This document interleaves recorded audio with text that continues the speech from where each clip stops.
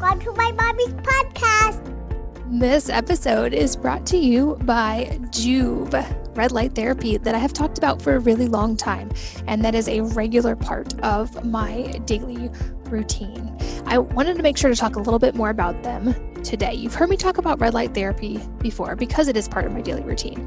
I feel like this is an extremely effective health modality, and it's something that I make a priority all of the time. It's been wonderful for my skin and my thyroid, also my energy levels. And I've written on my blog quite a bit about the many health benefits of red light therapy. I've found more and more in the research that light is such an essential part of health. We think about nutrition and sleep and a lot of the other aspects of health, but we often forget just how drastically important light is to our health. And red light therapy is one of the important types of light that we often don't get enough of. Many of us are exposed to all kinds of artificial blue lights in our homes, but we don't get enough of spectrums like red light and like all of the spectrums that come from the sun every day. And a way that I remedy this is totally inexpensive way of spending time outside every morning in the natural sunlight and also using red light therapy daily. Anyone who's dabbled in red light therapy has probably heard of Joovv because they are the leading brand. They have pioneered this technology, and it's the light that I've had in my home for many years. Joovv is just now launching their next generation of devices, and they've made upgrades to what was already incredible red light therapy systems. Their new devices are sleeker, up to 25% lighter, and with all the same power and intensity that we've come to expect from them. But with their new intensified version, you can stand as much as 3 times further away and still get the recommended dose. They've also upgraded the setup so it's very quick and easy to mount and set up and can fit in just about any space depending on what size you need.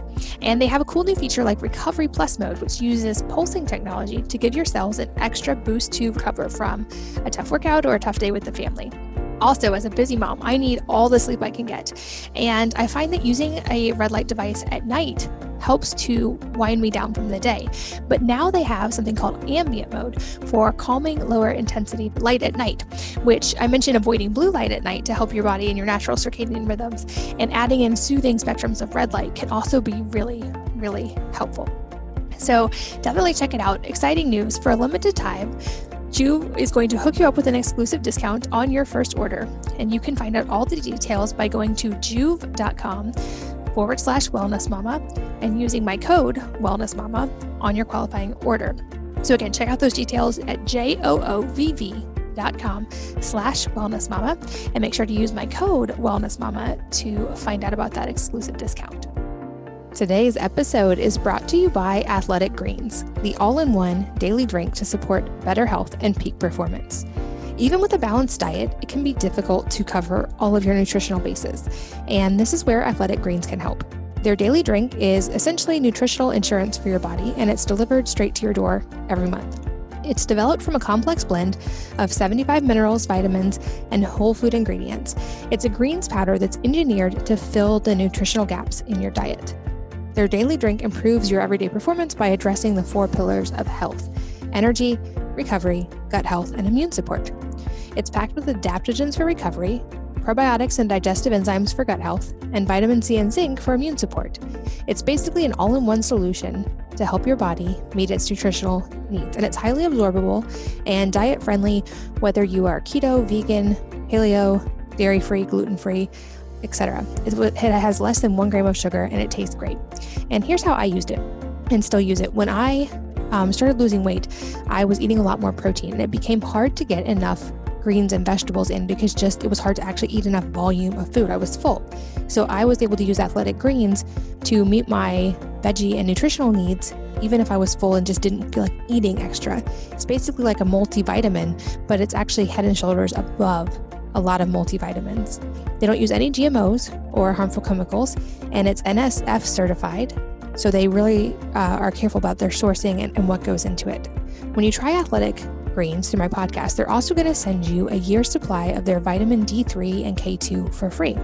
I've talked about vitamin D before. We know we get it from the sun, but it can also be important to supplement, especially in the winter months. And this is something I test my own blood levels of and supplement when necessary.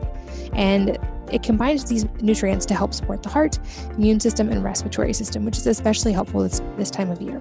So whether you're looking to boost energy levels, support your immune system, or address gut health, it's a great time to try Athletic Greens for yourself. Simply visit athleticgreens.com/wellnessmama to claim my special offer today. You'll get a free vitamin D3 K2 wellness bundle with your first purchase. That's up to a 1-year supply of vitamin D as an added value for free when you try Athletic Greens. You'd be hard-pressed to find a more comprehensive nutritional bundle anywhere else. So again, that's athleticgreens.com/wellnessmama. Hello, and welcome to the 400th episode of the Wellness Mama podcast. I'm Katie from wellnessmama.com and wellness.com. That's wellness with an E on the end. It's my new line of personal care products, including hair care and toothpaste. You can check it out at wellness.com. And before I jump into this episode, I just want to say thank you so much for being here and for listening and for being part of the Wellness Mama community. I don't take it lightly how incredible this community is, and I am just so grateful to all of you for being here and for being part of it. I say often on this podcast that I'm so grateful for you for sharing your most valuable resource, your time, with me, and that especially holds true when I get to reflect on these past 400 episodes. I do believe that time is our most valuable resource, followed closely by our energy, and I'm just so honored and grateful that you would share yours with me and with my guest over these past 5 years. This episode is a little bit different. It's not strictly about health in a physical sense, although many of these points will have some really important implications in health, and I'll give examples of ways that I've applied some of these ideas to health and what the outcome was like for me. But in this episode, I am sharing my mental models and some of my processes by which I make decisions. This has been an important part of simplifying my life and reducing my stress. And these are actually very concrete things that I do in making decisions or in operating my business, even operating my home. I've talked a little bit in passing about some of these ideas before. I won't talk about it again today, but for instance, how I use the 80-20 principle in many areas of life to be more efficient and more effective. And I go deeper on some other mental models and rules that I use in other aspects of my life today. The use of mental models is a common theme among high achievers, and I think actually these can be especially helpful for moms because we handle so much and we're constantly making decisions, but yet most information about mental models and using them is more geared toward scientific disciplines or to the business world. So in this episode, I'm going to attempt to walk through how I have really made these systems applicable to daily practical life. And of course, there are implications in business and in health and in science, certainly as well. But I think we can really benefit from using these in a practical day-to-day way. I mentioned a lot of resources and books, and those will all be linked, of course, as always, in the show notes at wellnessmama.fm. So you guys can check those out there to continue learning. These will just be high-level overviews. If you have questions, please leave those in the show notes at wellnessmama.fm, and I will do my best to answer them and possibly do a follow-up episode with more detail if it's helpful. But in short, these are frameworks that simplify my decision-making and I find reduce stress because I don't have to reinvent the wheel. There are literally thousands of types of mental models, and I'm just going to go through some that I found helpful today, along with some of my inner rules for life that have simplified my life. This is by no means an exhaustive list, just going through some of the high-level ones that have had the biggest impact and that I am consciously trying to pass on to my children and that I often talk about. Some of these will sound familiar if you've listened for a while because I mention these in passing often. But to get more granular, I'm going to go through them one by one. So number one, rule for life is to question everything. There's a quote that certainty is the enemy of growth, and I would say curiosity is its fuel. So the idea behind this is that it's important to ask questions constantly, especially about things that we assume or believe with certainty to be true. This is also a very difficult thing to do. It's an easy thing to understand we should do and a difficult thing to actually implement. I've talked about the 4 Agreements quite a bit, and that is, I believe, the most recommended book on this podcast. And as they mentioned it early in the 4 Agreements, we are conditioned as kids to, or he calls it domesticated, to live by a set of rules and beliefs that we have not chosen for ourselves. And often, I find as adults, we don't necessarily go back and question those things. We're so habituated to these beliefs that we operate on the basis of them for our whole life without ever going back and questioning. And so this is something I've had to consciously make time for and do as an adult, is to go back and question everything. And I'll kind of walk through some of the ways to do this. If anybody who has kids, you've seen this in action. In fact, all of these things, these rules for life and first principles, kids are naturally better at, and I'll explain as we go. But when it comes to questioning, we can learn from kids always asking why, and then why again, and then why again. I believe it's helpful, or at least has been for me, to constantly question things like motivations, beliefs, filters, actions, specifically in yourself.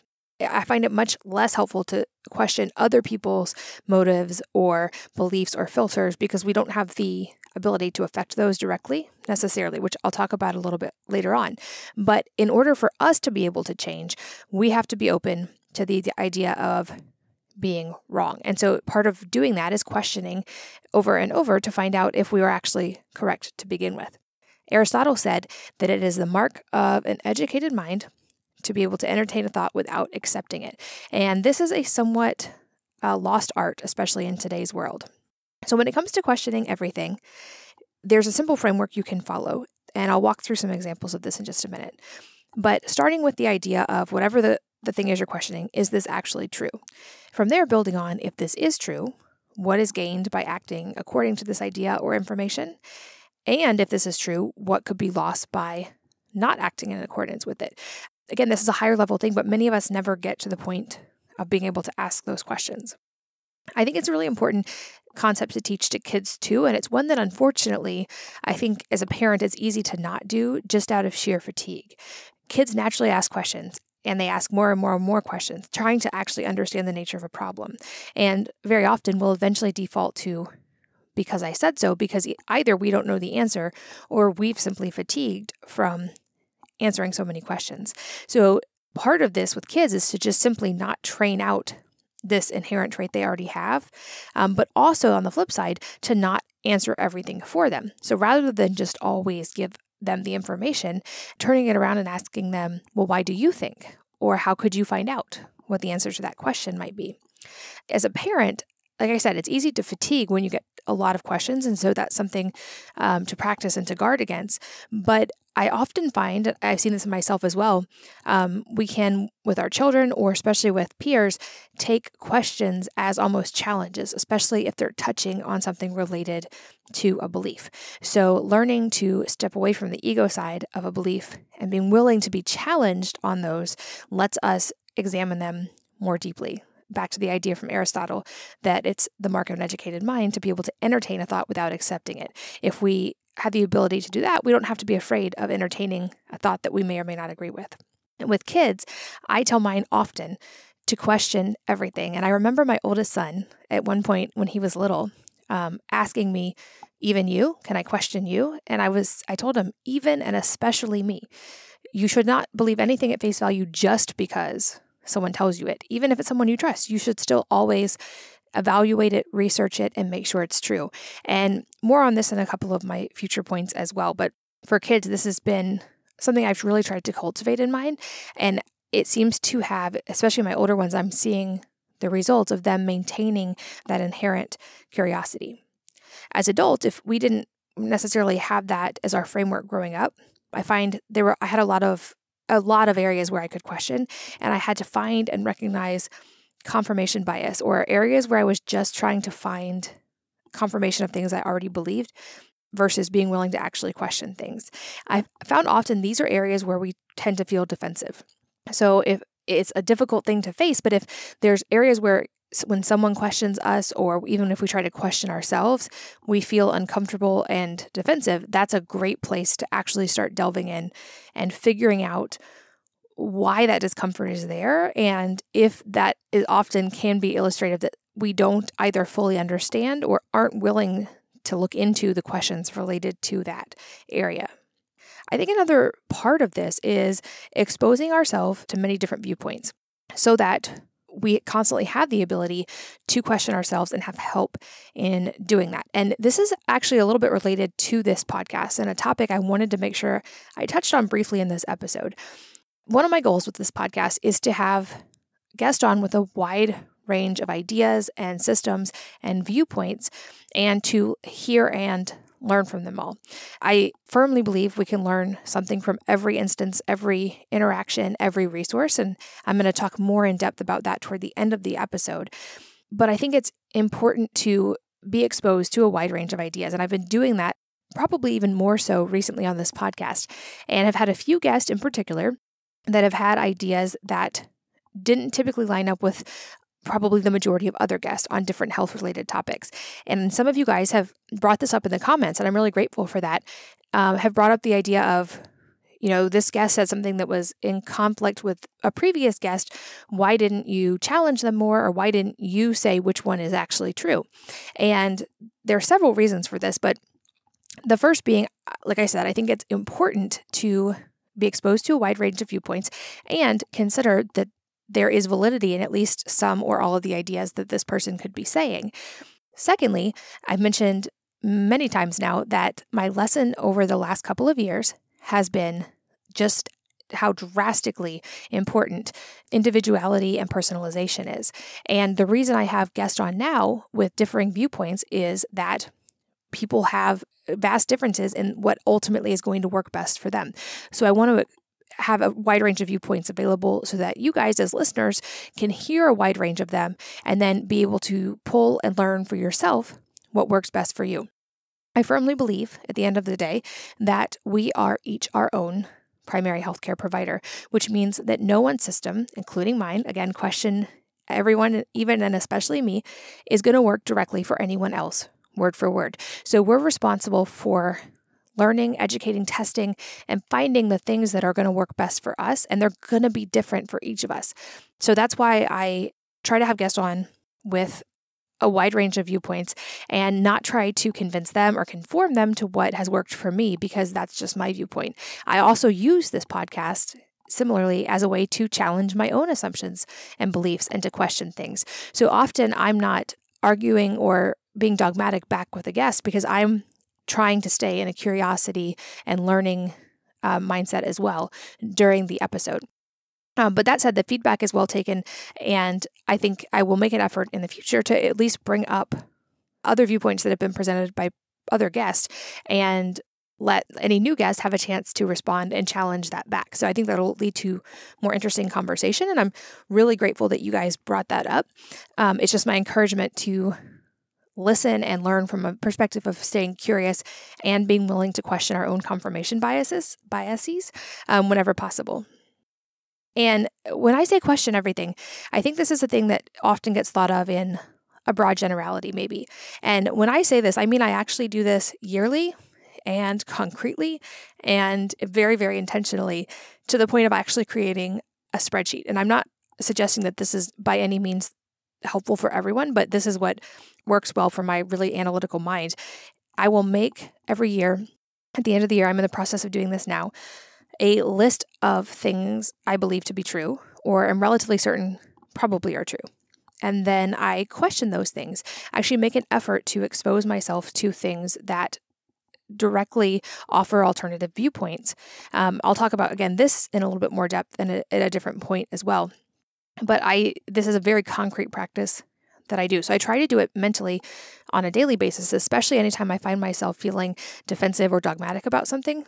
But I certainly do it yearly, very intentionally. And what I found through this, like I said in the beginning, the idea that certainty is the enemy of growth, and I think curiosity is the fuel of growth. And paradoxically, I feel like the more we try to be certain about something and confirm our own viewpoint, the less secure we actually feel about it.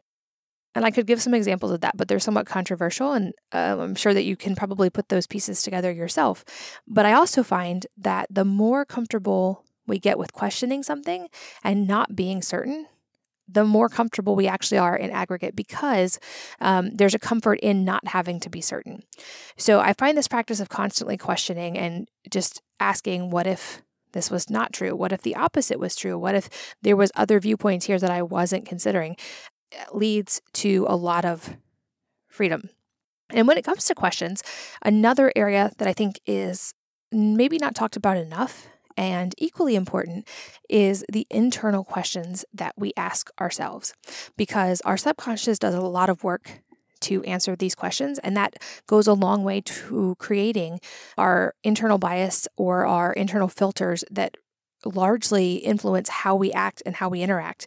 And so, for instance, I've used this example before, but when I used to inner question ask myself, why can't I lose weight? My subconscious did its job brilliantly of answering that question by saying, well, obviously it's because you've had all these kids and you have thyroid problems and your genes say that you are more likely to be overweight and. And so I never made progress because I was asking the wrong question. So I find even internally, it's important to rephrase our questions, to question our assumptions and beliefs. Things like, well, is it actually true that those people with thyroid disease cannot lose weight?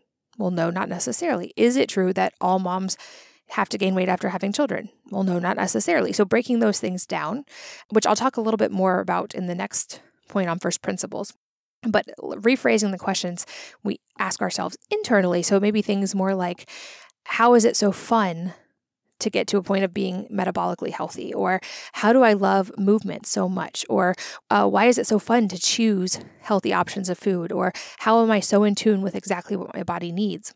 And then my subconscious spent time figuring those things out and answering those questions.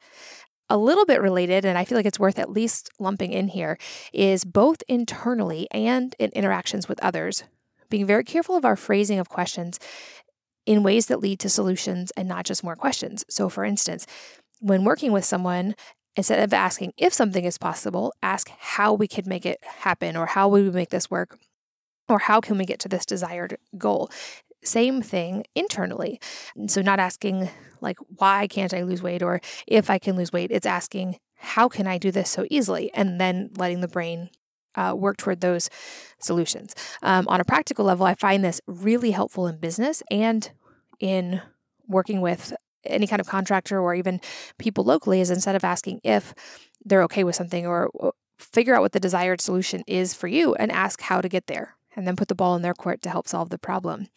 At the end of the day, I started with this one because I think the nature of our questions shapes the nature of our lives. And so by starting with better questions and being willing to ask those questions, we put ourselves in a much better foundational position for all of these next points that I'm going to talk about. So bottom line recap of this one, question everything, especially in starting with the things that you think you're 100% sure about. Number 2, breaking things down to first principles. This is a concept borrowed from physics, and I will admit I read a lot of works related to physics, books related to physics, and I have a brain crush on Richard Feynman, who is an award-winning physicist. I've always been fascinated by physics since I was little, and I feel like there are so many lessons in physics that we can learn from and apply to other areas of life, and first principles is a big one. So if you're not familiar with this concept, the basic idea of first principle is a foundational, essentially self-evident proposition or assumption that cannot be deduced from any other proposition or assumption. So basically, it's the most basic building block that we know to be true that can't be broken down any further. So in physics, obviously, we're talking about particles and things that can be broken down to very small components, but this applies to other areas of life as well, with the idea that if we break everything down to these first principles and work from there, we're often going to arrive at entirely different assumptions and results than when we operate from systems that already exist as if they were true. Often I find we'll be in discussions with people, or certainly this happens online, or arguments that don't tend to go anywhere. And in this case, I find there's often a mismatch of understanding of first principles. So for instance, when two people are hopefully discussing rationally and calmly, for instance, their position on things like vaccines, they might have a mismatch in true first principles. And so they aren't actually having the same argument, and they haven't defined some of these core ideas of what does a vaccine actually do, for instance? What's the mechanism of action in the body, and how much certainty do we have that that mechanism of action is being accomplished? Because often one person will be arguing from the position that there's a safety issue and it's extremely important, operating on the assumption that vaccines are 100% efficient, while another person may be arguing from a position of that they might not be and that there could be danger, with the idea that vaccines may or may not be efficient or effective, but that there could also be side effects. So there's a mismatch of core understanding and first principles, but the conversation is happening well above that. So no probably constructive conversation or learning from each other can be reached if you have a mismatch in basic first principles. I know that's a controversial example, but one that I wanted to bring up to illustrate this. And this can even be true in our own life. It doesn't have to be in conversation with someone else. I find that, once again, kids are naturally great at the idea of first principles. If you've ever talked to a 2-year-old for any length of time, you already know how to get things to first principles. Basically, you start with any idea or assumption, and then you ask why, and then you ask why again and again. And when you get to the point where there's no more whys you can answer, you've likely arrived at a potential first principle. So the idea of this is break anything down in life to first principles, basically dig deeper and deeper until you are left with only foundational truths of an idea or situation. Rene Descartes was a French philosopher and a scientist, and he talked about this approach and a method that's now called, I believe, Cartesian Doubt, in which he would systematically doubt everything he could possibly doubt until he was left with what he saw is purely indisputable truths. To basically boil things down until they can't be boiled down anymore. Or in layman's terms, this is basically the practice of questioning everything you think you know about any problem, scenario, belief, and then creating new knowledge and solutions from scratch, operating only on those things, those truths, and not scenario systems or assumptions that are just built on those. So almost like the idea of, again, going back to a 2-year-old or a newborn and assuming you know nothing, starting with only the things that you know for sure and building from there. So on the flip side, in contrast, a lot of people I think maybe are hearing that thinking, well, I think I probably already do that. Most of us, I certainly did and still find myself doing this at times, are slipping into reasoning by analogy. And this is basically building knowledge and solving problems based on prior assumptions or beliefs or widely held things that most people believe to be true. And there's a reason for this. This was part of survival for our species for many years. If we, for instance, encountered a tiger, and we had already encountered a tiger, we weren't breaking it down to first principles and trying to question everything about it. We were operating on the beliefs and assumptions that this was a dangerous animal and we needed to get away. So there's a survival reason that it's easier to operate by analogy than by first principles. We have to be much more cognizant. But these big thinkers, I feel like if you can boil things down to first principles, it gives you a great starting point to think of out-of-the-box solutions. And with our kids, all you have to do is get out of their way. They're naturally going to do it. So try not to train them out of the idea of this. And I think the most commonly used modern example of the idea of first principle thinking right now is Elon Musk, who has done this with Tesla and building batteries, for instance, because that was one of the big hurdles with building electric cars, from my understanding, is that batteries are very expensive. So he broke that down and he said, well, to build on the first point, there's an assumption that batteries are expensive. Is that actually true? Does that have to be true? So the idea from point one of questioning everything. And then he said, well, let's break batteries down to their first principles. What are the core elements that are needed, the core compounds that build a battery? And is there a less expensive way to obtain those things? Is there a less expensive way to build a battery? And he has largely done that. The same thing with SpaceX and with rockets, the idea that rockets are very expensive. Is that actually true? Do they have to be? What are the core components of rockets? Can those be obtained less expensively and built differently? And that's exactly what he's done.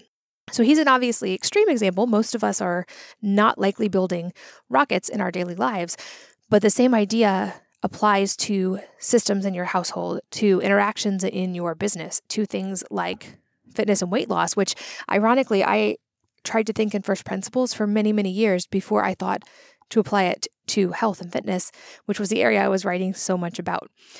So in life, I feel like first principles is a helpful concept because it stops us from just building on assumptions and systems that already exist, which means we're only making incremental improvement or small percentages of improvement. Instead, if we question things down to their core ideas and then rebuild entirely from there, we can often do that much more efficiently. So for instance, I've talked about this before, but an area where I did this was with the idea of education and school for my kids. So rather than when we were debating if we were going to homeschool or send them to school and try to figure out which was the best option for them, instead of assuming those two things were true, that they were good options, I tried to go back to first principles and really boil things down by asking, what are the goals of adult life? And what do kids need to reach these goals in today's world? And for instance, there's this pervasive script or analogy in society that going to school as it exists and getting good grades leads to success in life. And that actually doesn't stand up when you break it down to first principles. So what I did was say, what are the things they actually do need to be successful? Well, first, let's define success and then work backwards from there. So in an uncertain future, in a potentially largely technological world, what do they need to be successful? Well, they need to be able to think creatively, because machines aren't necessarily doing that. They need to be able to think critically, and they need to be able to rapidly acquire new skills and think outside the box, because those are all things that they likely will have to do in whatever future they end up with. So then asking, does the current model of school help accomplish those goals? And if not, working backwards to figure out what does. And what I realized when I did this was that the current systems that were available when my oldest was 5, both the school system and homeschool curriculums at the time, did not actively prepare children for that future, and in fact did things that were probably largely counterproductive to that by having them sit still, think inside a box, learn that there's only one correct answer to a test, solve math problems forwards instead of backwards, have to show their work in the way the teacher wants them to show their work, rather than even being allowed to try to experiment with out-of-the-box solutions. So in many ways, when you break it down to first principles, education is not just not helpful, it's counterproductive unless we're building from first principles. Getting good grades in a system that focuses on sitting still and being obedient and thinking inside the box literally makes success in an adult life, when you define it, harder, not easier. So by boiling education down to first principles, we were able to build a better system that is helping our kids preserve those core skills of creativity, critical thinking, etc. Same thing with health. We boil it down to first principles rather than assuming that the existing ideas of health are true. We often come to very different conclusions. And that's what I did of what if this is not true? What if eating this way is not the best way? Basically questioning every assumption I had, as I mentioned in the first point, breaking it down to first principles, and then building from there of what are the building blocks that are necessary for health, what things actually do support the body. And here is an area, again, personalization. It's going to be different for each of us, but there are probably some universally beneficial truths that can be used across the board. And a much easier example, the idea of food, and this is used online to explain the concept but like the idea of chefs versus cooks. And you could think of ingredients as kind of like the first principles, the core building blocks that can be used in a lot of different ways. A cook is probably thinking more of like the analogy type thinking, building on a recipe or something that's already there, using these first principles and just incremental improvements. So like using the recipe, a cook might execute better than another one and make an incremental improvement, but they're not revolutionizing the system by using the ingredients, the first principles, in an entirely novel way. Whereas a really good chef or a highly trained chef is using ingredients, first principles, in a different way. They're using them in the first principle way of thinking, starting with only the ingredients, without any other assumptions, without recipes, and building unique and new combinations and dishes based on just the ingredients themselves. So a little bit simplified there, but I find that one's a helpful one to understand. And from a fun perspective, I feel like I used to watch the show Macgyver as a kid, and he is a good example in a lot of his episodes of first principles thinking in a funny way. He was famous for using common items in new and innovative ways. So basically the idea of first principle thinking, he broke things down, and instead of assuming that a paperclip should only be used to clip papers together, or that a wheel should only be used on a bike, he would put things together in unique and new ways, and that always often got him out of tough situations. So he kind of used first principle thinking with everyday common items to create unique solutions. And that's kind of the idea of first principles that we can apply across the board. Number 3. Know the other side of any belief or opinion better than an opponent might. And another person I have a brain crush on is Charlie Munger. If you're not familiar with him, he is Warren Buffett's partner in Berkshire Hathaway. And he also has, you can read Poor Charlie's Almanac to learn a lot more about him. I am a big fan of his work and have read a lot by him and about him. And one of his quotes is, "I never allow myself to have an opinion on anything that I don't know the other side's argument better than they do." When I first read that, it really struck me and it stayed with me to this day. I thought it was really profound because, to build on the second point, many of us, I was guilty of this for a very long time too, try to find things that confirm our own confirmation bias. We want to find things that confirm the things we already know. And so this idea of not just being open to, but actively researching the opposite side of a viewpoint so that you have a stronger understanding of it than your opponent might, it builds on the idea from the first point I made about questioning everything. But part of this is the act of exploring the other side. And I think this can be really beneficial, especially right now, when there are very strong beliefs on a whole lot of different issues and very high emotion on both sides. So I said we operate often from a position of confirmation bias, trying to find things that confirm our existing ideas. But if we build on the idea of first principles, I found that questioning everything and then researching in-depth viewpoints contrary to ours is really, really beneficial for a few reasons. So first of all, we get the chance to critically evaluate if our position is correct to begin with, or not. And if we are correct, then that's great. We've only confirmed what we thought we knew, and we haven't lost anything. We've probably learned something in the process. If we're incorrect, it's beneficial to know so that we can modify and operate from a perspective of more full knowledge. And in the process, we are learning about and understanding alternative viewpoints, which leads to more understanding and empathy for those who might hold a different viewpoint than we have. And I feel like this leads to much more constructive conversations and hopefully often much more level-headed conversations. And some of the great thinkers in history, I feel like we're very good at this and could argue the other side's perspective better than their opponent. They would often start, if they were going to defend a point, they would often start by thoroughly explaining the alternative viewpoint and then breaking down the assumptions point by point with data. But in doing this, I feel like it gives perspective. It also takes a lot of the negative emotion out of this.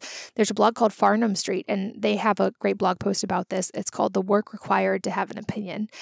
And I think, like I said, in a world where emotions run so high on so many topics, that we owe it to each other in the name of human kindness to explore other sides and be able and willing to talk with someone who disagrees from a perspective of empathy and calm and understanding versus just everybody running on such high emotion and not actually getting anywhere other than to be angry with each other. So some examples of this, I feel like often we will see very strong opinions and emotions in things like dietary approaches, whether it's better to be vegan or keto or carnivore. The answer is likely somewhere in the middle of all of those things for each of us that we have to figure out individually, but it's very easy to read things that line up with your own opinion to confirm your own position, which I did for years. And it wasn't until I assumed that I could be wrong about everything that I found some of the things I was wrong about and was able to correct them, which led to me getting much healthier. So this builds on the idea of questioning everything and asking, what if this might not be true? Or what if the opposite could be true? And then actually doing the due diligence and work to question and understand.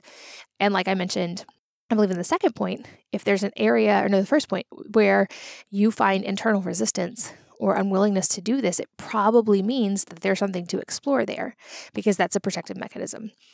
So I think areas where this can be helpful is anywhere that we have a strong belief, whether it's dietary, whether it's religion, whether it's vaccines, whether it's viruses. I think especially right now, there's nothing to be lost and potentially very much to be gained from at least evaluating alternative viewpoints.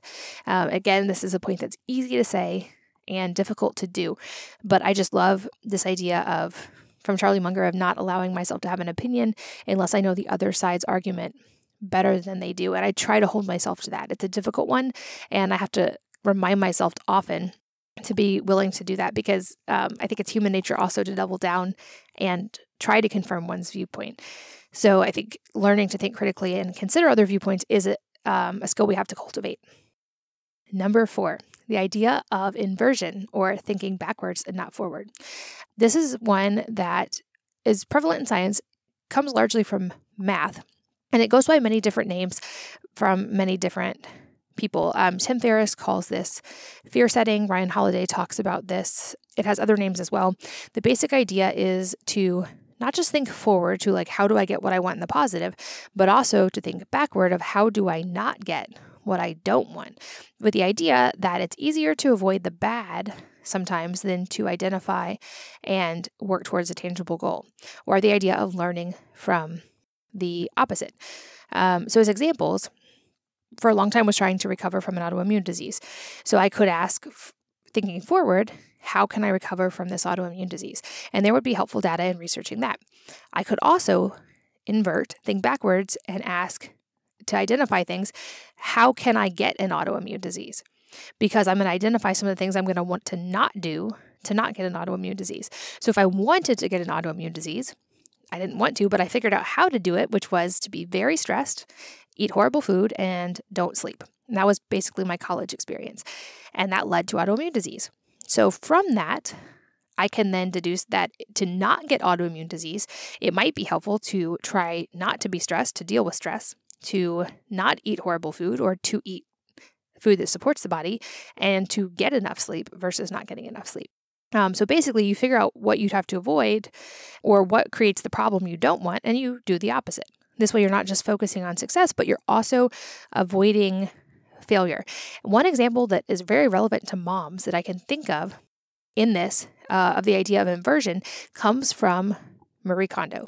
And you've probably heard of her. She had the wildly popular book, The Life-Changing Magic of Tidying Up, which led to big changes for many people. I saw many people in my life follow her system and get rid of a whole lot of stuff in their house. But she used this idea of inversion, probably knowingly because she's really smart.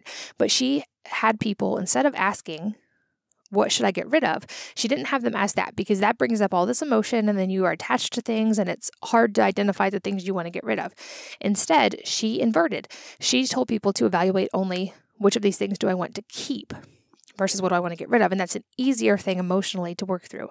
And it makes it look entirely different as a problem. So to do this, asking things like, what if the opposite was true? What if I focused on a different side of this situation?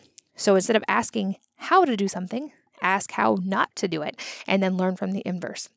Another writer I really like is Nassim Taleb, and he says what you don't know is often more important than what you know. And I find that using inversion, you can help identify some of these holes and things that you don't know, and you can avoid things that you don't want. To bring back Charlie Munger again, I'm again a big fan of him. He has spoken to this many times in different quotes, that thinking inversion helps you avoid mistakes and avoid failure, which often is more important to success than just focusing on success. And Naval Ravikant, who's another person I admire a lot, talks about this kind of same concept as well. But Charlie Munger said, it's remarkable how much long-term advantage people like us have gotten by trying consistently to be not stupid instead of trying to be very intelligent. He also said it's not enough to think about problems one way. You need to think about them forwards and backwards. It's that idea of inversion. Naval said much of the same thing, Naval Ravikant, who I will link to some resources from him and talk about him more in a little while, but he has influenced my thinking in business quite a bit, and he talks about this as well as a way to think through life decisions. This episode is brought to you by Joovv, red light therapy that I have talked about for a really long time, and that is a regular part of my daily routine. I wanted to make sure to talk a little bit more about them today. You've heard me talk about red light therapy before because it is part of my daily routine. I feel like this is an extremely effective health modality, and it's something that I make a priority all of the time. It's been wonderful for my skin and my thyroid, also my energy levels, and I've written on my blog quite a bit about the many health benefits of red light therapy. I've found more and more in the research that light is such an essential part of health.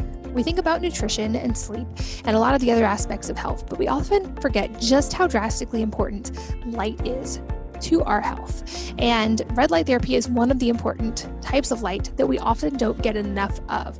Many of us are exposed to all kinds of artificial blue lights in our homes, but we don't get enough of spectrums like red light and like all of the spectrums that come from the sun every day.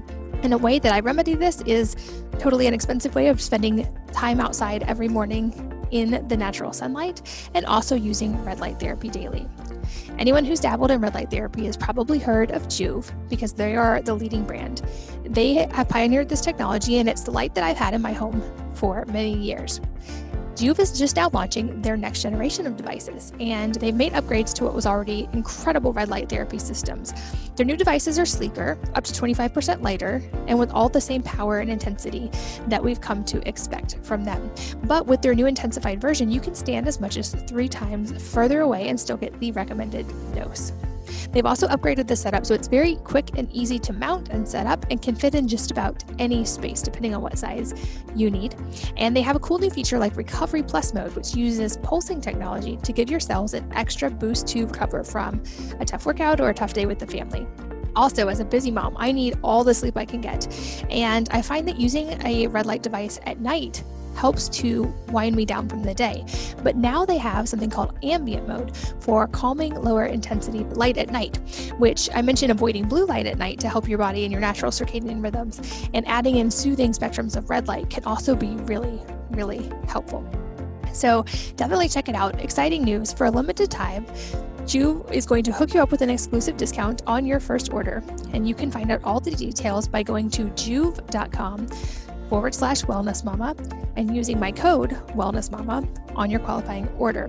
So again, check out those details at joovv.com/wellnessmama and make sure to use my code wellnessmama to find out about that exclusive discount. Today's episode is brought to you by Athletic Greens, the all-in-one daily drink to support better health and peak performance.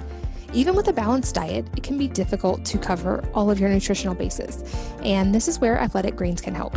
Their daily drink is essentially nutritional insurance for your body, and it's delivered straight to your door every month.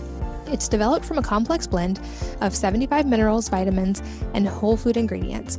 It's a greens powder that's engineered to fill the nutritional gaps in your diet.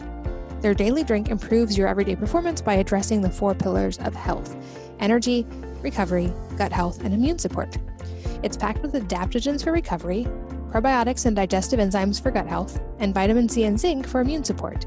It's basically an all-in-one solution to help your body meet its nutritional needs, and it's highly absorbable and diet-friendly, whether you are keto, vegan, paleo, dairy-free, gluten-free, etc. It has less than 1 gram of sugar, and it tastes great. And here's how I used it and still use it. When I started losing weight, I was eating a lot more protein, and it became hard to get enough greens and vegetables in because it was hard to actually eat enough volume of food. I was full. So I was able to use Athletic Greens to meet my veggie and nutritional needs, even if I was full and just didn't feel like eating extra. It's basically like a multivitamin, but it's actually head and shoulders above a lot of multivitamins. They don't use any GMOs or harmful chemicals, and it's NSF certified. So they really are careful about their sourcing and what goes into it. When you try Athletic Greens through my podcast, they're also going to send you a year's supply of their vitamin D3 and K2 for free. I've talked about vitamin D before. We know we get it from the sun, but it can also be important to supplement, especially in the winter months. And this is something I test my own blood levels of and supplement when necessary. And it combines these nutrients to help support the heart, immune system, and respiratory system, which is especially helpful this time of year. So whether you're looking to boost energy levels, support your immune system, or address gut health, it's a great time to try Athletic Greens for yourself. Simply visit athleticgreens.com/wellnessmama to claim my special offer today. You'll get a free vitamin D3 K2 wellness bundle with your first purchase. That's up to a 1-year supply of vitamin D as an added value for free when you try Athletic Greens. You'll be hard-pressed to find a more comprehensive nutritional bundle anywhere else. So again, that's athleticgreens.com/wellnessmama. Number 5, the idea of compounding, or you often probably are familiar with this term through the idea of compound interest, which I'll see if I can explain in a little bit high level just so that you can understand how I'm going to apply it to other areas of life. So compound interest is the addition of interest to the principal sum of a loan or deposit. So in other words, it's interest on interest. And it's the result of reinvesting the interest rather than paying it out, so that the interest in the next time is earned on the principal plus the interest, the previously accumulated interest, and it leads to a higher growth curve, or the idea that like growth leads to more growth. So this is a term used in money, but I think it's really relevant, and Naval has talked about this in many others of areas of life as well, not just with money.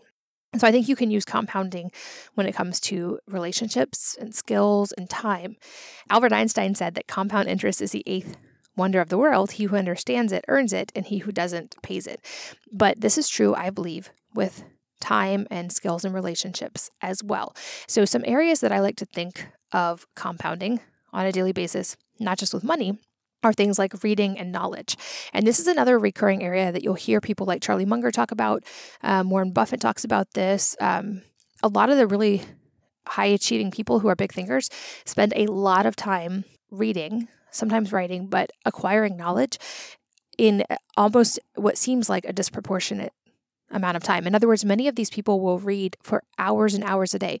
People who are running huge companies you would think be the most busy and have the least time to read, they understand the benefit of compounding knowledge, and they spend hours per day acquiring knowledge, knowing that knowledge and plus more knowledge, that the compounding effect you're able to use more efficiently.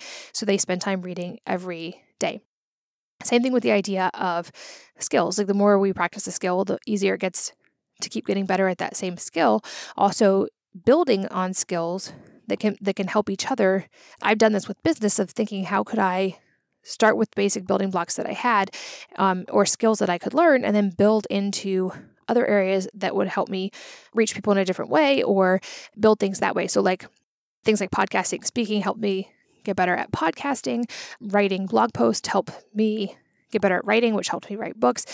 We can build on skills and get better at them over time. Same thing with writing. And I find that the more I write, the more I write. So writing daily, making that a practice, makes it easier to write daily. Same thing with fitness. We see fitness and compounding in fitness, and we don't necessarily think to call it this.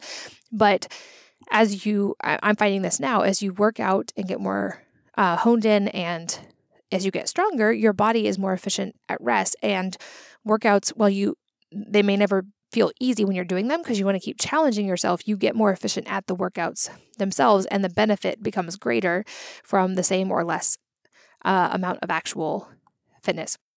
And a trick that I use, that I'll mention a little bit more in the last point in detail, but I use something called the Feynman Technique. So again, mentioning Richard Feynman, but I find that this helps me in compounding because it locks in knowledge and ideas and skills.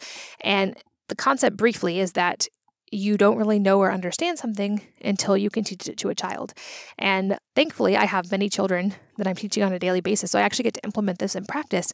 But the idea being that anytime I learn something new, anytime I read a book, I try to summarize that thing in a concise and easy to understand lesson in simple language and teach it to one of my kids, and then get them to explain it back to me, which then confirms that I was able to explain it to them in an easy to understand way. And that's been really helpful for me in being able to compound on that knowledge and on those skills. And like I said, I'll talk more about that in the final point, but I wanted to mention it here as well. Number 6. This one is hugely helpful from a mental health and stress perspective, and it's the idea of focus on only what you can control. And this is talked about in everything from the Stoics to modern day Stoic writers like Ryan Holiday. Many of this is brought up in different types of religious texts across the board, but just the idea of we are much less stressed when we focus on what we can control. One of my favorite writers who mentions this is Viktor Frankl in his book, Man's Search for Meaning, that I reread every year at the beginning of the year. And there's also, it's mentioned in various ways throughout many, many kinds of writing, but the core concept, high level to understand, is the things that we can control are essentially just our own emotions, actions, and responses. And what we cannot control is everything else. And when we spend mental energy and time really only focused on our own abilities and actions and responses and things that we have direct impact over, and we let go of attachment or need to try to control things we can't control, like other people's argument or actions or how other people feel about us or world events outside of our control, we benefit because we're letting go of stress over an essentially insolvable, impractical equation because we can't affect the outcome. And I feel like there's a lot of things that build into this, but the core concept truly is as simple as that. Again, simple but not easy. It's hard to learn how to let go of those things. But to the degree that we're able to do that, I feel like I have found freedom and happiness in that. Some things that this has also helped me. There's a concept of Hanlon's razor, which is basically that you should never attribute to malice that which can just be attributed largely to carelessness or just to circumstance or carelessness. And I feel like when we focus on only what we can control, we have less desire to try to understand other people's motivations or correct them on these things. And often things that we would interpret as something that was done with malice was truly just done accidentally or without thought at all, and we can let that go. I find also when I focus on only the things within my own control, it allows me to be more kind, which is another core principle of my life in general. And I just kind of put it under here, but the idea of always be more kind. When in doubt, always choose to be more kind. I am yet to find situations in my life where I regretted being kind, and I can certainly think of many where I regretted not being kind. And focusing on my own emotions and responses and actions often lets that be a much easier process to be kind. As mentioned already, I mentioned the book, The 4 Agreements. And this is one of the 4 agreements is to not take anything personally, because the things other people do often have nothing to do with us at all to begin with, but we can't control them anyway. Or as past podcast guest Lauren Bostic said, she said, other people's opinion of me is none of my business. It's also firmly out of our control. So when we can let go of that or the attachment to knowing someone else's opinion or caring about someone else's opinion, we are able to use that time and energy to focus on things that we can actually affect the outcome of, which is a position of much more freedom and much less stress, at least from what I've found. So I use this to analyze when something pops up in life, or especially if it's something causing me stress, is to analyze what variables in this circumstance or situation do I actually have the ability to control? And if it's not one of those things, letting go of it rather than pouring time and energy, which we mentioned are those most valuable resources, into an equation as a variable that is not solvable to begin with. Number 7, my kids hear me say this all the time, and it's in our house. I'm building a culture wall, and this is on it. The concept that happiness is a choice and a skill. And there's 1,000 quotes related to this. But this is something that I have learned in many ways over the last decade. And it relates to this idea of what we have the ability to control. And our own happiness is one of those things because it is a choice. But it's also something that we have to cultivate. I find that the idea of compounding, which we already mentioned, applies here too. Because when we set up habits and activities and practices that lead to happiness, they tend to do that more and more over time. The idea of inversion can also help identify what these things are. So like Naval Ravikant, who I mentioned, he defines happiness as a calm mind, fit body, and a happy home. And I think there are aspects of that are found in many people's definition of happiness. But part of reaching this is kind of knowing where we're going, but also identifying the activities or removing the activities that don't lead to happiness, or identifying the ones that do. And inversion can help here too. So by asking, how can I be unhappy? Well, I could sleep less. I could fight with people that I'm close to in my life. I could eat food that makes me grumpy. Then you do the opposite of those things. So maybe by having good relationships and getting enough sleep and eating nutritious food that's delicious, I can be more happy. You can build on that. I think another aspect I found of happiness is the constant reminder to try to be present and to build from a place of presence. It's much easier, I found, to be happy when you're in the present moment than when you are future or past focused, unless you're actively planning for something in the future, because those are areas that are outside of our control and areas that tend to be anxiety producing. So to the degree possible, cultivating happiness by being present and focusing on and compounding the activities that relate to happiness for each of us, which is going to be different. I mentioned in the beginning about time and energy being our most important assets. And I think this is a really important part of the happiness equation, because when we deplete either of those things, we are typically not as happy. And if we find a way to focus those things effectively, even if there's still difficulties or struggles, it tends to lead to more happiness. I'm going to put a link to Naval Ravikant. I mentioned he has a book. There's a book called Naval Almanac that's out. It's based on his work. He didn't write it, but it's based on his work. And it's available for free online in PDF. You can also buy the regular book, but he has a great quote that desire is a contract you make with yourself to be unhappy until you get what you want. So conversely, you can just choose happiness by being present now. Still might mean you work toward things. In fact, it probably will, but not being attached to the desire for those things to happen. And I think it was maybe Mark Manson who said it too, that the desire for more positive experience is in itself a negative experience. And paradoxically, the acceptance of a negative experience is in and of itself a positive experience. It's kind of like the paradox of happiness. And a concept I like also from Mark Manson is, instead of asking what makes me happy and focusing on that, this kind of ties in a little bit to the idea of inversion, so somewhat adjacent, but asking what discomfort or pain am I willing to have in my life? Because this helps us identify and work towards areas that are going to lead to happiness. So for instance, if I'm willing to have the discomfort of intense workouts, that might lead to a healthier body, which physically makes me happier. Probably I have better neurotransmitters that way, but I also might feel happy or happier by having that healthy body. I might be willing to have the discomfort of working more hours or working a side business at night for a few hours, which isn't necessarily in and of itself a comfortable, happy experience, but that leads to helping build a business or to more financial security, which can be something that relates to happiness. Personally, in the past, I've often chosen the pain, or not pain, but discomfort of fasting and not having food for a certain number of days, which led to biological things like autophagy and cellular changes and to better health over time.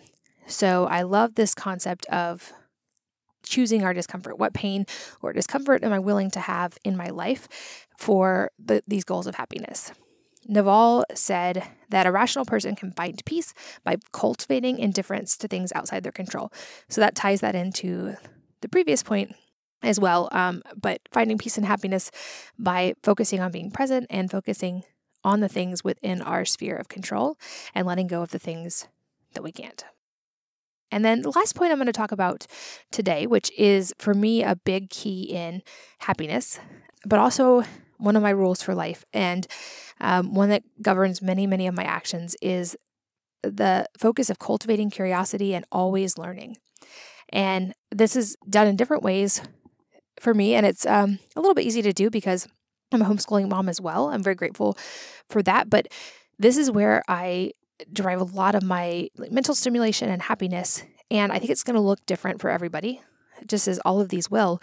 But I have found that this, for me, is very much a key to feeling fulfilled and to happiness. And there's various ways that I do this tangibly. Overarchingly, it's as simple as I find always having some kind of goal or challenge to be working toward, and always having a new topic of conversation or topic of information to learn. So as an example, for my kids, they have in school a thing that they focus on each day. It's not really a subject. We don't do those, but it's called topics, where they research. It could be anything they're interested in at all. And then they have to either write a short paragraph about it or explain it to me or to a sibling, and in a way that the other person can then explain it back. That might sound familiar because that is the Feynman Technique that I mentioned briefly. But I also myself, even though I'm not in school, I'm just teaching my kids, I try to find ways to use the Feynman Technique daily. So for my kids, they do this in their school topics. I try to do this as well, and I have several ways that I do it. But the concept in a little bit more detail of the Feynman Technique is that when you understand something, you can explain it to a child concisely, in simple language, and in a way they understand. And this can be done in various ways. And Einstein had a quote about this as well. I'm going to paraphrase, but something along the lines of the idea you don't truly understand something until you can explain it to it was either a 6-year-old or a 6th grader. But They both mention this, and I have found this extremely helpful in learning, both for myself and for my kids in homeschooling and for retention. So what I do myself for this is I have both digital and physical notebooks. So I have apps that I use for this if I'm doing it digitally, or I have leather-bound notebooks that I love to write in when I'm doing this by hand. And I'll research a new concept, a topic. It could be really anything. I might read a book. So every book I read, I do this Feynman Technique after. And after researching or reading and trying to understand in the best way possible, I then spend a couple of minutes telling my kids or my husband or a friend about it, and then seeing if they understand it back. If I'm not talking to another person or I don't have access to that, I will also just write or draw or illustrate on one page of a notebook or digitally the key concepts. And the advantage here, you might know, is by teaching something, you retain it better yourself and you cement that knowledge, but it also helps you understand it better. And I find really drastically increases my recall. So if I read a whole lot about sulforaphane or mitochondrial health or NAD or whatever, I'll Feynman Technique that and see if I can explain it to my 7-year-old and if she can explain it back. And then I, by default, understand it better. When I read a book and my focus is, okay, I'm going to try to explain the core message of this book in 1 page or less, or in 5 minutes or less to my child, I read with a different lens and I find I retain much better. If you're not a writer or you don't enjoy illustrating, another way you can do this is to use the app Otter, OTTER, or voice text to create and keep notes by just speaking them, or if you're going to actually explain it to a child, just use Otter to transcribe it, and then you have it written as well. So anytime you want to go back and have a reminder of that topic, you have it in one place because of this. And so I do this, like I said, I do this with books and concepts. The idea, teach it to someone else. If they can explain it back to you, then you understand it and you have succeeded in passing it on. TED Talks are also a great training tool for this with kids. And I mentioned before that we often start our days with watching a few TED Talks. There's various reasons for this. For one, I find that children are natural pattern recognizers. So when you give them knowledge on several unrelated topics, they're still going to look for patterns, which can be really beneficial and help them think outside the box, which is one of those core values. Often in TED Talks, people are very, very knowledgeable about their field, and they're trying to communicate some ideas of first principles by breaking things down to a concept that people can understand. In essence, they are also somewhat Feynman techniquing themselves because they're trying to pass on their body of knowledge in a short amount of time to an audience who will then hopefully understand and share it.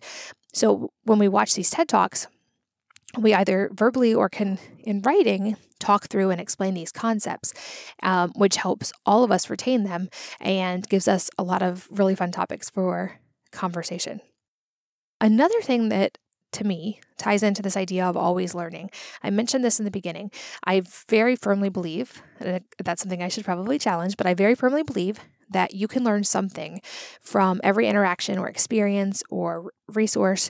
And so I try to approach every interaction with a person or every new book or any situation I find myself in from that perspective of being able to learn something.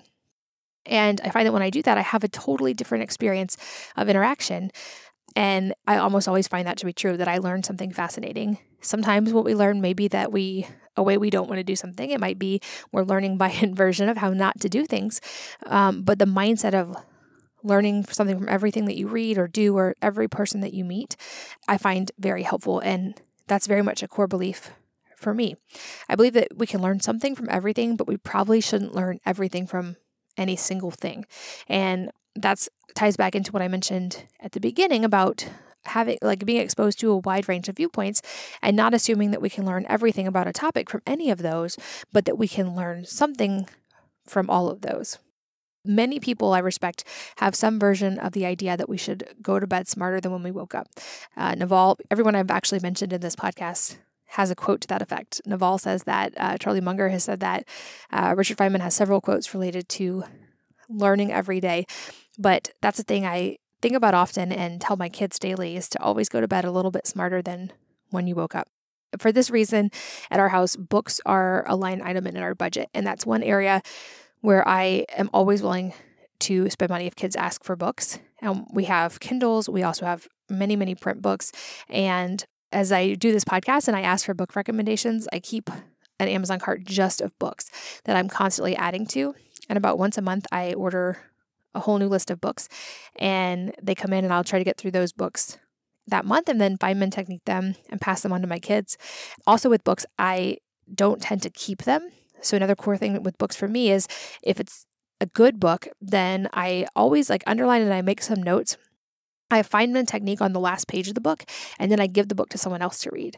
And I hope that when I pass these on, people will do that as well. But I feel like knowledge is an incredible gift, and it's one that I really enjoy giving to other people. So I always try to pass books on. I don't often reread them because I do the Feynman Technique, but I love passing them on for other people to read. And if I do ever need to reread it, I'll just get the book again and do it again. But to the idea of Charlie Munger, Warren Buffett, all these guys that read, having time daily for reading and for learning. And that is another one of the reasons I'm so grateful for this community, is that now literally is my job. I get to talk to you guys, talk to people on the podcast, and learn constantly from people and have my viewpoints challenged and have exposure to new topics and then get to pass those things on. So I don't take that lightly. Like I said in the beginning, I'm so grateful for you and for this community, for you spending your time here today. I hope that maybe some of these concepts have been helpful to you. Probably a lot of them are things you'd already considered or do in certain ways. For me, it was helpful to put them more concretely into defined mental models or rules for life so that I could operate from them and be more concrete with them. And I would love to, in the show notes, hear from you about any systems or mental models or rules for life that you have and that you operate from, or if any of these things were new ideas to you or challenged any ideas that you had. I'd love to hear about those things from you in the show notes. So please reach out on social or leave me a note at wellnessmama.fm. Also, always let me know any future guests you would like to hear from in the next 100 episodes. And in those show notes at wellnessmama.fm, I will also link to a lot of these books that I have mentioned, some other books by people that I've mentioned in this episode, and some other resources related to these things. And as I said, it's a deviation from the purely just physical health side of things, but I feel like these are principles and ideas that have really made my life less stressful and more happy. And I hope that something that, again, you can learn something from everything, that you're able to pull some small part of this that can be beneficial to your life in some way. And I hope that you will share some of yours with me so that I can do the same. But as always, like I said in the beginning, and I'll say it again, thank you for sharing your most valuable resources, your time and your energy with me today. I'm so grateful that you did. It is always a pleasure to spend time with you. And I hope that you will join me on the next 100 episodes of the Wellness Mama podcast. If you're enjoying these interviews, would you please take 2 minutes to leave a rating or review on iTunes for me? Doing this helps more people to find the podcast, which means even more moms and families can benefit from the information. I really appreciate your time, and thanks as always for listening.